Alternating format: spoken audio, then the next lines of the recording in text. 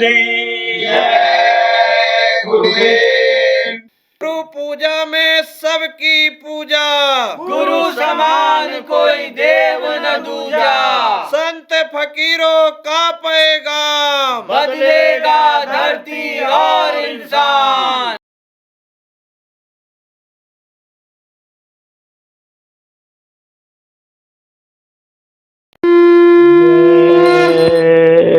गुरुदेव।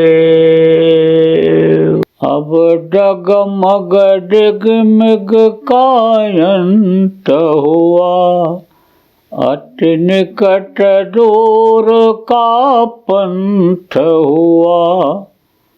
आँखें खोला देखा कगार, सरकार तुम्हारे हाथों में, गुरुदेव तुम्हारे हाथों में, भगवान तुम्हारे हाथों में।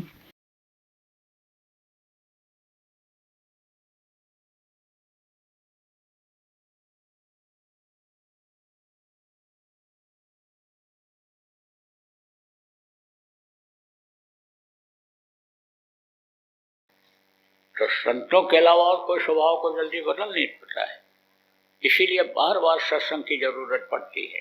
तब ये स्वभाव बदलता है, आदमी का बदल जाता है। मन तभी रुकता है जब नाम की संख्या सुगाई जाती है। काम क्रोध लोभ मोह अहंकार ये तभी खत्म होते हैं जब ये नाम जो बताऊंगा उसका जब जाप किया जाएगा, तब ये ढीले पड़ेंगे। नहीं तो आखिरी वक्त तक ये परेशान करते रहते हैं। तो अब आप ये समझो प्रेमियों कि कभी कभी ऐसी स्थिति आती है कि स्वभाववश औरतें बोलती ही रहती, आदमी बोलता ही रहता है, तो बात बर्दाश्त नहीं होती है। तब क्या करना चाहिए? तब तो ऊपर से कपड़ा डालो, आंख बंद करो और कान में उंगली लगाओ और बैठ जाओ भजन पर। तो कम खाओ गम खाओ, सुख और शांति घर में लाने के लिए मेहनत और ईमानदारी की कमाई करो।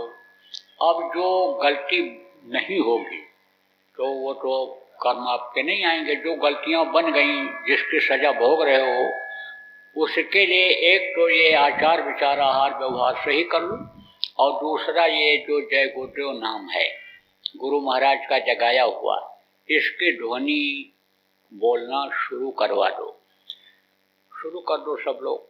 देखो प्रेमियों, जब जब महापुरुष आते हैं एक नाम को जगाते हैं। जैसे भगवान राम आए थे, राम नाम को जगाया उन्होंने। विश्वास हुआ किसको? बंदर और भालुओं को।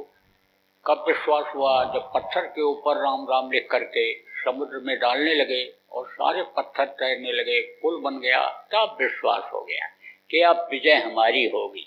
जब पौन पानी अत्थर पत्थर सब हमको साथ दे रहे हैं और राम नाम में इतनी शक्ति है, तो राम की विजय होगी। सब के अंदर उत्साह आ गया। आप देखो, जिन बंदर और भालू को क्या, यानी भैंसों को ऐसे राक्षस लोग उठा उठा करके और मुंह में डाल के निगल जाते थे। उनके राक्षसों के सामने इन बंदर और भालुओं की क्या कीमत थी। विभीषण उनका भाई, रावण रथी व्रत रघुवीरा, देख विभीषण भयो अधीरा। जब निकला युद्ध के लिए रावण, तो विभीषण अधीर हो गया कि ये बंदर और भालू कैसे जीत पाएंगे, इनकी सेना राम की कैसे जीत पाएगी। लेकिन जो तीन कमी रावण के अंदर थी, उत्तम कुल पुलस्त करना थी, शुभरंज को जो वो उत्तम कुल पुलस्त ऋषि करना थी होते हुए, 4 वेद 6 शास्त्र 18 पुराण का ज्ञाता होते हुए भी वरुण कुबेर सुरेश समीरा रण समग्र जो नहीं टिकते थे देवता उसके सामने, हाँ फिर समझो कि उसका विनाश किन 3 बुराइयों की वजह से हुआ। मांस खाता था, शराब पीता था, बुद्धि भ्रष्ट हो जाती थी, तो दूसरे की माँ बहन बहू को गलत नजर देखता था, इसीलिए उसका नाश हुआ। और यही बंदर और भालू देखो राम राम राम कहते हुए और गए और लंका पे विजय प्राप्त करके वापस आ गए। अयोध्या के पढ़े लिखे जोशी विद्वानों ने साथ नहीं दिया। बंदर और भालू जिनको विश्वास हो गया राम नाम पर, राम पर, उन्होंने साथ दिया। तो जब वो आए तो राम नाम को जगाया, कृष्ण आए तो कृष्ण नाम को जगाया उन्होंने। कृष्ण कृष्ण जिसने जहाँ पुकारा, कृष्ण खड़े हुए मिले द्रौपदी को, बाराग्रह को। जब कलयुग आया तो कलयुग में संतों का प्रादुर्भाव हुआ, कबीर साहब आए, सतसाहब नाम उन्होंने जगाया। और जब वो जाने को हुए तो समझो नानक जी को उपदेश करके हुक्म देकर गए नामदान देने का। तो नानक जी ने गुरु के जलवा को जब देखा अंदर में, तो वह गुरु वह गुरु वह गुरु, वारे मेरे गुरु क्या जलवा है आपका, क्या महिमा है आपकी। जब देखा तो वाहे गुरु में ताकत भर दिया। राधा स्वामी नाम कुछ दिन तक चला, शिवदयाल जी महाराज ने जगाया। जब हमारे गुरु महाराज आए तो उन्होंने जय गुरुदेव नाम को जगाया। आप ये समझो नाम को कैसे जगाते हैं महापुरुष। आपको ये नहीं पता है कि आप कहाँ से जुड़े हुए हो, आप चल कैसे रहे हो, ये आपको नहीं पता है। प्रभु की ताकत से चल रहे हो, उस शक्ति से चल रहे हो, बहुत पतले तार के द्वारा आप उससे जुड़े हुए हो, आप वहाँ से संचालित हो, उस प्रभु की ताकत से आप चल रहे हो पतले तार के द्वारा। तो जब महापुरुष नाम जगाते हैं तो पतले तार के द्वारा ही उस प्रभु से जोड़ देते हैं और उसमें शक्ति आ जाती है। और उस समय पर उस नाम से जब पुकारते हैं तब तुरंत मदद हो जाती है।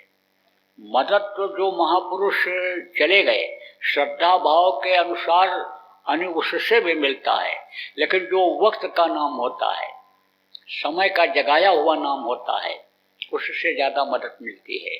इसीलिए कहा गया वक्त के नाम की ज़रूरत होती है, वक्त के गुरु की ज़रूरत होती है, वक्त के मास्टर की ज़रूरत होती है, वक्त के डॉक्टर की ज़रूरत होती है। समय से समझो कि जो मदद करता है उसकी ज़रूरत हुआ करती है। तो देखो ये जय गुरुदेव नाम, ये प्रभु का नाम है। जय गुरुदेव नाम को अगर आप जाप करोगे तो आपके घर से धीरे धीरे बीमारियां ये निकल जाएंगी। नाम रुनी जब बुलवाओगे तो आप पे समझो ये बीमारियां निकलेंगी जो घरों में आ गई हैं। लड़ाई झगड़ा में भी कमी आएगी। जब से हमने वर्णात्मक नाम को आया लोगों को, यानी समझो आप जपने के लिए और जपने लगे, तो बता रहे हैं कि जब से नामधुनी शुरू किया तब से बहुत फायदा है, बता रहे हैं लोग। तो आप करके देख लो।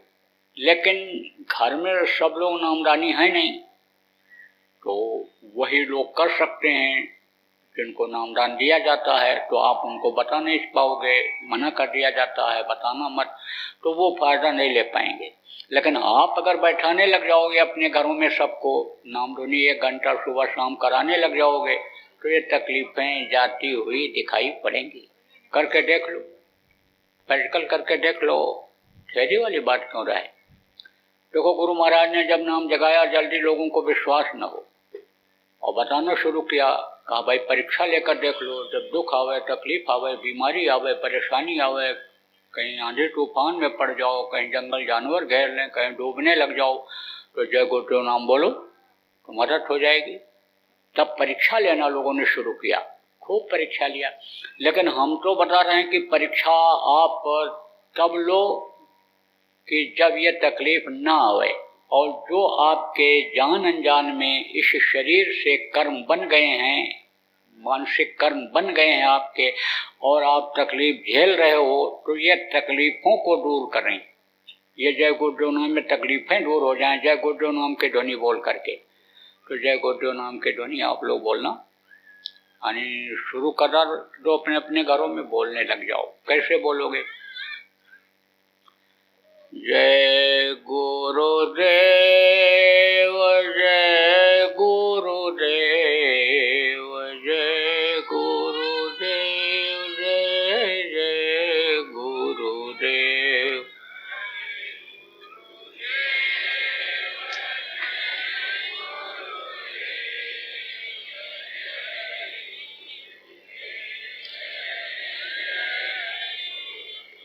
जय गुरुदेव जय गुरुदेव जय गुरुदेव जय जय गुरुदेव।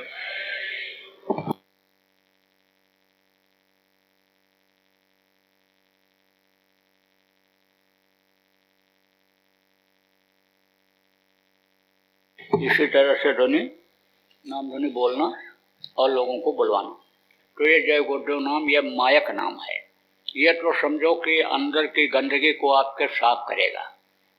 लेकिन लोहा अगर गंदा रहे तो पारस पत्थर से छुआओगे सोना नहीं बनेगा, और साफ करके अगर छुआ दो तो सोना बन जाएगा। तो गंदगी रहेगी, तो गंदगी साफ नहीं रहेगी तो समझो कि यानी आत्मा ये एक तरह से पावरफुल नहीं बनेगी, ताकतवर नहीं बनेगी। इसलिए यानी समझो आत्मा के ऊपर जो गंदगी लगी है वो इससे साफ होगा। उद्धार किससे होगा? मुक्ति मोक्ष किससे मिलेगा? 5 नाम आपसे। तो आप ये समझो कि जिसको अधिकार होता है उसके मुंह से सुनना जरूरी होता है। पीपल, पाकड़ और रसाल ये 3 पेड़ होते हैं। सीधा अगर बीज नीचे गिर जाए या सीधा अगर फल नीचे गिर जाए तो वो अंकुरित नहीं होता है, जमता नहीं है। पक्षी जब फल को खाता है और बीज को अपने मुंह से नीचे डाल देता है, जमीन पर पड़ता है, तब वो जमता है। ऐसे ही जिसको अधिकार दिया जाता है उसके मुंह से सुनना जरूरी होता है। इसीलिए देखो ऑनलाइन यानी नामदान नहीं दिया जाता है, न टेलीफोन से नामदान दिया जाता है, आमने सामने बैठ करके तब नामदान दिया जाता है। नामदान देना भी कोई बहुत आप भी समझ लो अच्छा काम नहीं है, बड़ी मेहनत इसमें पड़ती है, इसको भोगना भी पड़ता है जो नामदान देता है। लेकिन जब गुरु का आदेश हो जाता है, जब उनके आदेश से सेवा करना होता है तो सेवक सुख नहीं मान भिखारी, व्यसनी धन नहीं शुभ गति व्यभिचारी। सेवक को कहाँ सुख रहता है? तब तो भाई चलो ठीक है, चलो जेला भी जाएगा, बर्दाश्त भी किया जाए। तो नाम मुँह से सुनना जरूरी होता है। आप किसी को बता दोगे तो उसका कोई फायदा नहीं होगा। आप रिकॉर्ड करके टेप करके सुना दोगे उसका कोई फायदा नहीं होगा। और ये अगर कहीं नाराज हो जाएं तो नुकसान हो जाए तो नुकसान का कोई काम मत करना।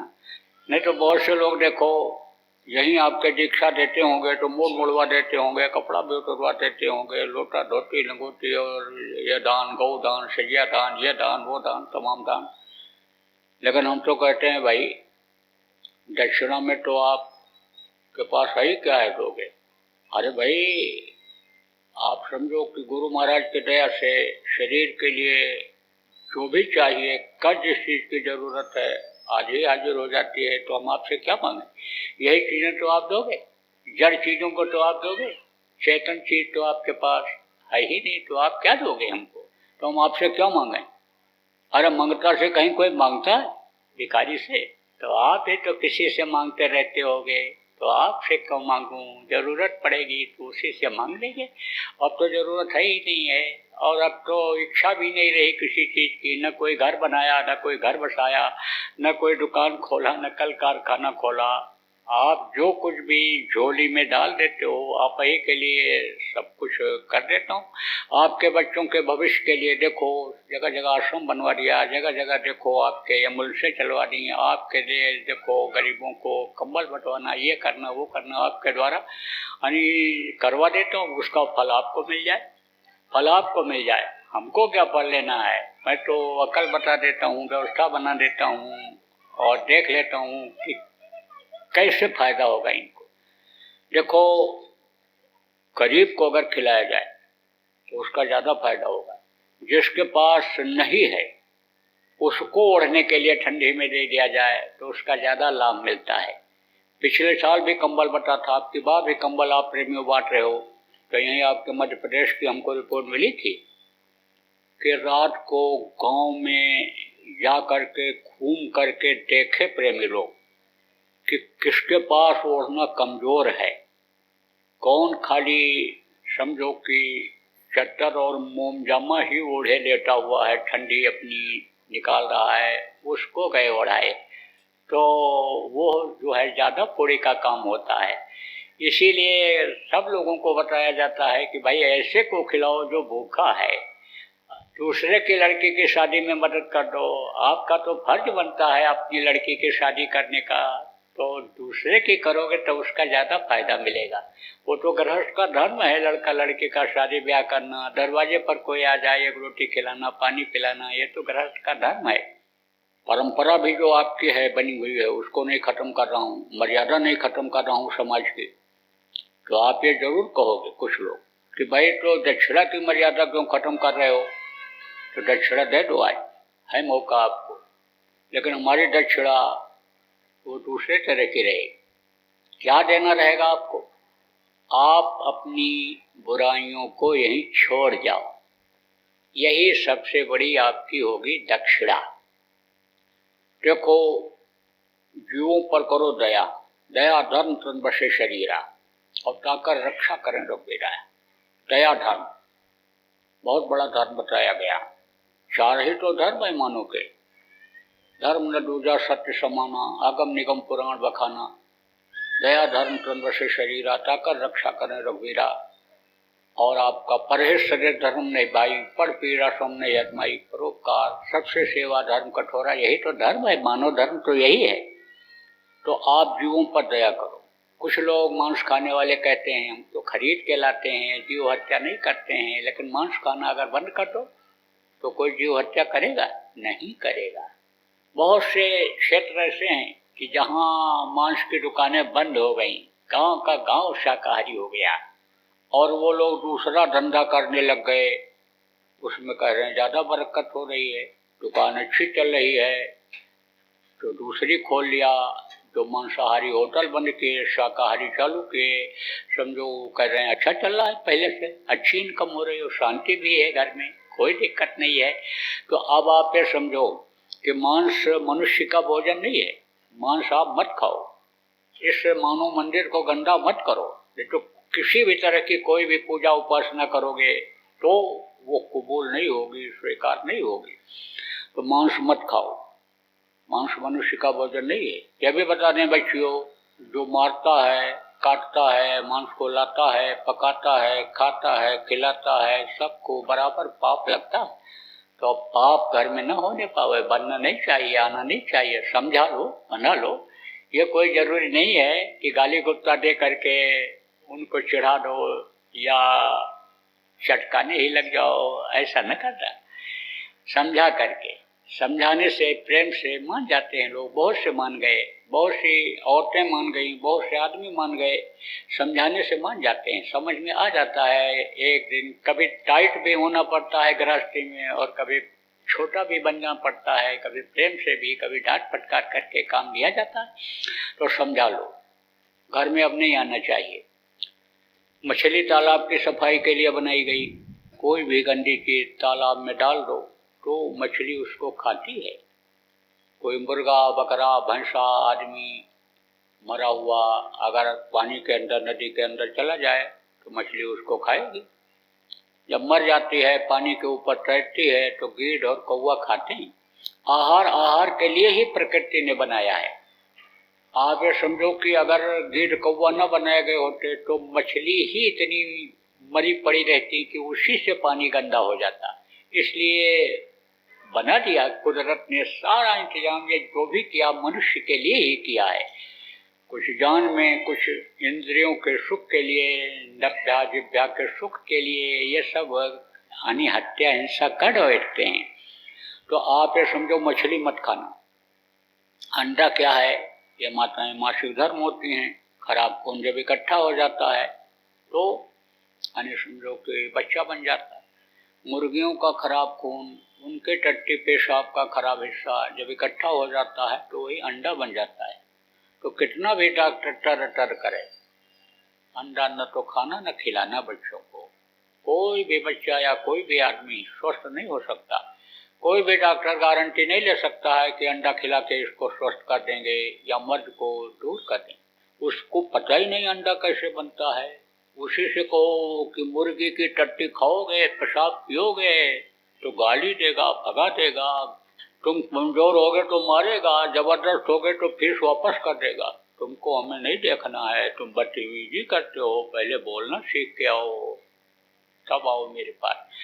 तो अंडा न तो खाना न खिलाना बच्चों को। और शराब मत पीना। 1000 बुराई शराब। जो शराब पीता है, मांस खाता है, व्यभिचार करता है, खून कत्ल करता है, बाल बच्चों को मारता, क्या क्या बुरा कर्म नहीं करता है। शराब और मांस अगर देश में बंद हो जाए तो अभी अपराध भ्रष्टाचार 50% कम हो जाए। ये जो दिन रात पहरा देते हैं, दिन रात ठंडी में ये जो परेशान रहते हैं, यानी समझो ये भी आराम से यानी समझो कि सोएंगे, ड्यूटी पूरी करेंगे, हाय हत्या ये सब खत्म हो जाएगी। सारी बुराइयां यहीं से निकलती हैं। अब तो शराब मत पीना, लिखा है गंगा जल कृत बारुण जाना। अब तक न संत करें ते पाना, चाहे गंगा जल जैसे जल में शराब बनाया गया हो, नहीं पीना चाहिए। शराब मत पीना। और शराब जैसे बुध नाशक नशे का कोई भी सेवन मत करना, चाहे पीने वाला हो, चाहे जड़ी बूटी हो, चाहे गोलियां हो। ऐसे नशे को मत खाना कि जिससे माँ, बहन, बहू, बेटी की पहचान आंखों से खत्म हो जाए। बाकी हजम कर सको 100 गिलास दूध रोज पियो, 2 किलो घी खा लो, हमारी तरफ से पूरी छूट है। बोलो जय गुरुदेव, जय गुरुदेव,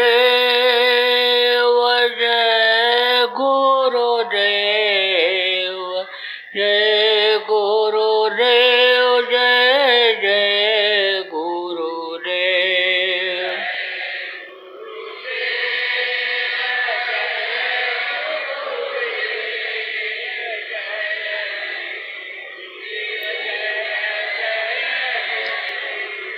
जय गुरुदेव, जय गुरुदेव, जय गुरुदेव, जय जय गुरुदेव।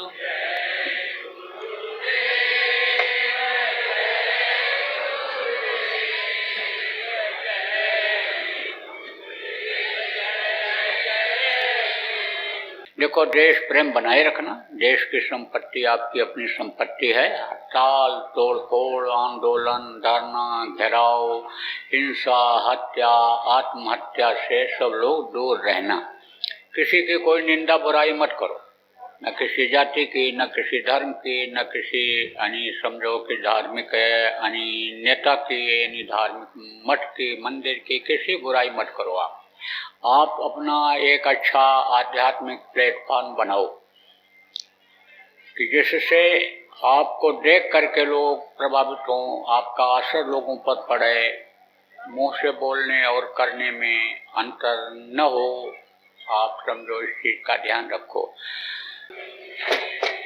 जय गुरुदेव।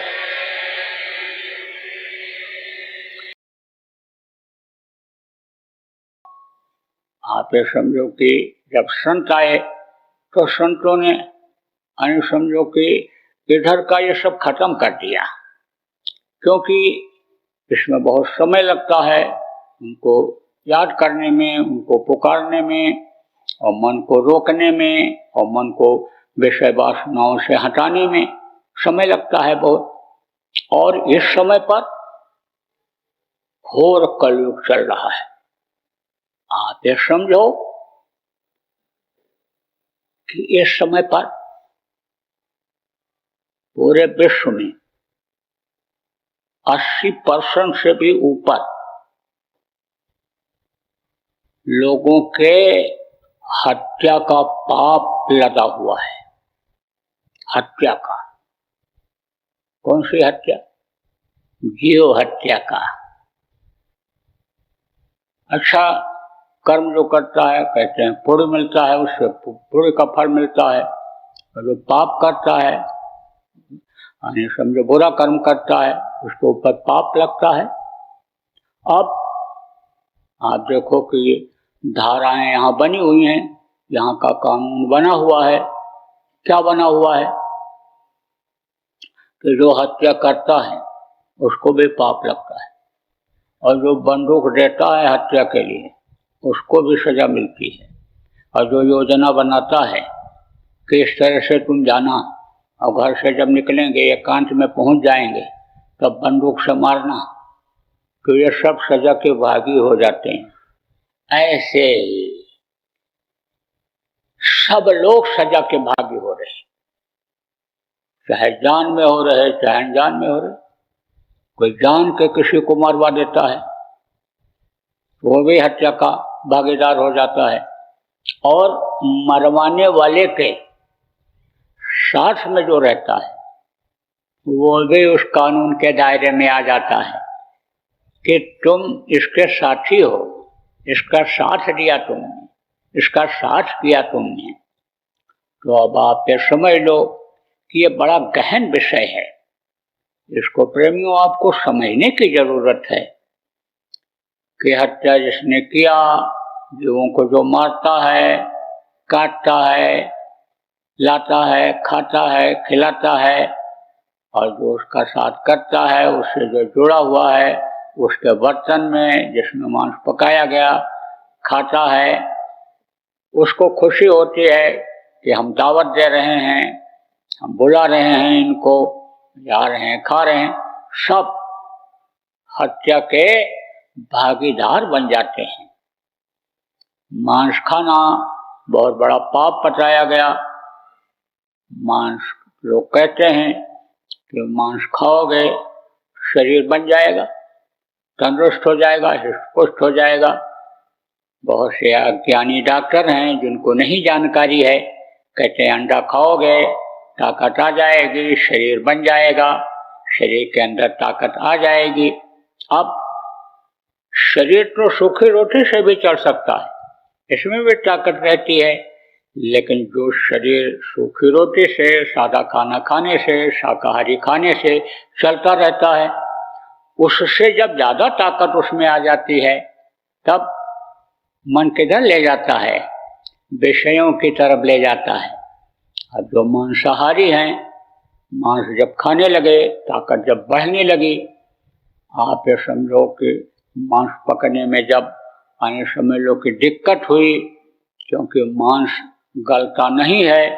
आप रोटी डाल दो पानी में, थोड़ी देर के बाद देखोगे कि घुल जाएगा उसी में, लेकिन मांस जल्दी घुलता नहीं है। तो जब वो पका हुआ मांस भी अंदर चला जाता है, आप देखो कुछ सब्जियां ऐसी होती हैं कि जो पानी में और जो उसमें पकाते हैं जिस चीज में, उसमें मिल नहीं पाती हैं, उनके टुकड़े अलग ही रहते हैं।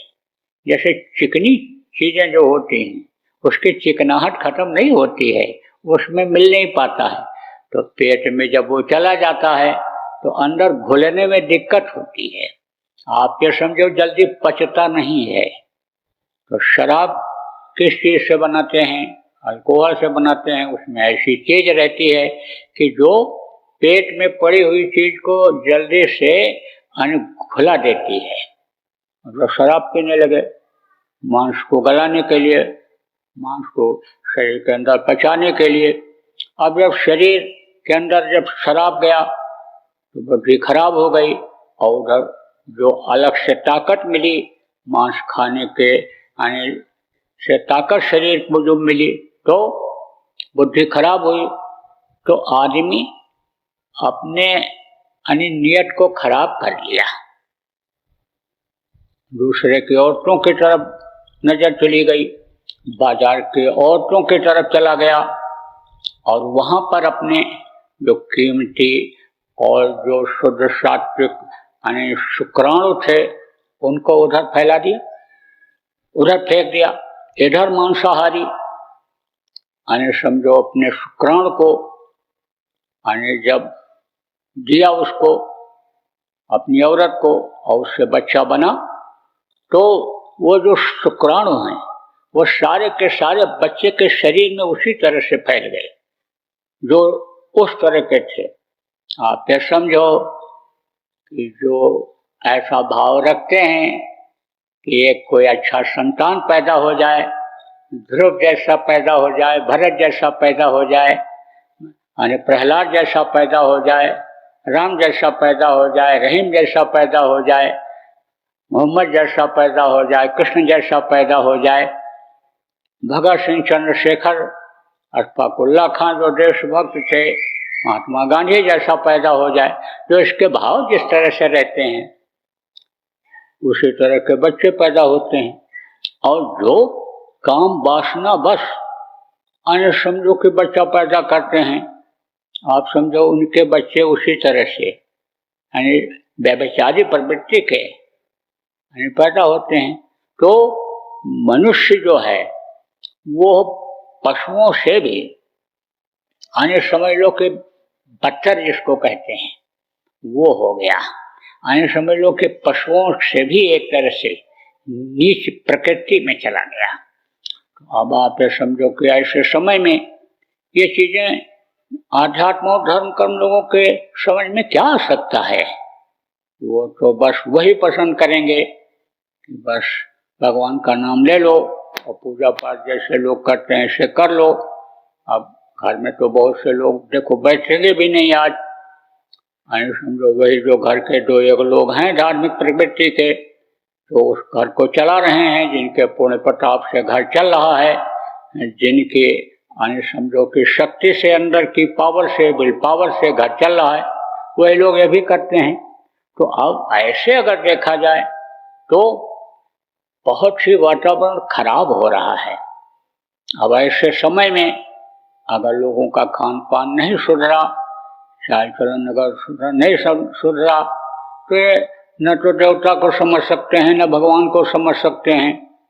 और ये इस धरती पर भार रूप में जैसे पशु और ये पक्षी चलते हैं और खा पी करके मर जाते चले जाते हैं, भार के रूप में होते हैं, तो आप तो समझो किसी तरह के इसी तरह से रह जाएंगे।